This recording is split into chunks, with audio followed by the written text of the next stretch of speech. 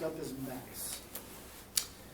The Smothers Brothers once said, the only valid censorship of ideas is the right for people not to listen. You may not like it, and even if what's said is expressed as vulgar, obscene, or hateful, every American has the right to free speech. This was a right championed by a hero of mine who fought against censorship.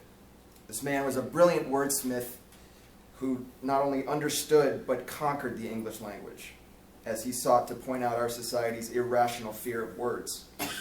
His name is George Carlin, and he inspired so many of today's great comedians.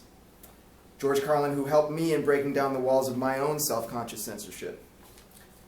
George Carlin, a fearless man with his impeccable brain droppings. As a comedic force of nature, George Carlin was known not only for his mastery of the language, but his true comedic genius, as he used his skills to champion the right to free speech and to spread the fight against censorship. So let's take a journey into George Carlin's wonderful world of shock and awe. Mr. Carlin was truly a rare comedic genius. I'll read to you one of my favorite Carlin quotes. "Fighting for peace is like screwing for virginity." This legendary comic appeared in over 130 Tonight Shows, starred in 14 HBO specials, hosted the very first Saturday Night Live, and wrote 3 New York Times best-selling books.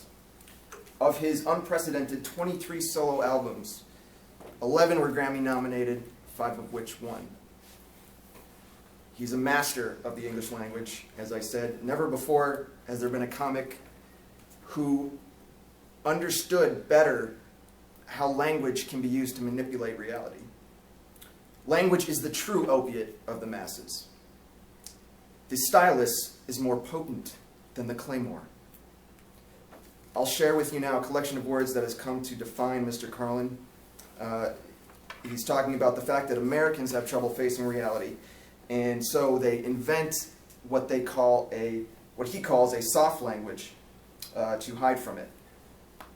The government doesn't lie, it engages in disinformation.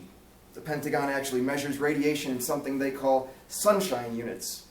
Israeli murderers are called commandos. Arab commandos are called terrorists. Contra killers are called freedom fighters. Well, if crime fighters fight crime and firefighters fight fire, what do freedom fighters fight? Mr. Carlin was not just a dirty joke teller, but also a passionate man.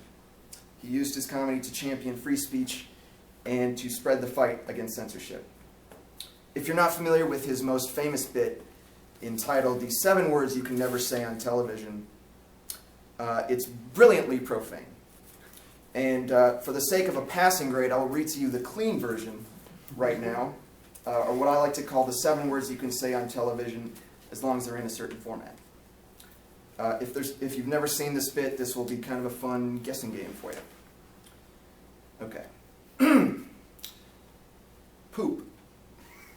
Tinkle. Sexual intercourse. Vaginal term option.